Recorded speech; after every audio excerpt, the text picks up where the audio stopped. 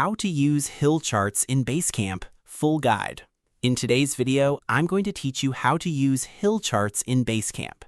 Hill charts are a simple way to track project progress and show whether work is still being figured out or is moving toward completion. Let's get started. First, sign into Basecamp and open the project you're working on. Once inside, click on Hill Charts from the project navigation menu. This will open the chart where you can view and update the progress of your work. Next, select the chart or task you want to update. You'll see a hill-shaped graph that represents the current stage of the work. The left side of the hill represents the planning and problem-solving phase, while the right side represents execution and completion. To update progress, simply drag the task to the position that best reflects its current status.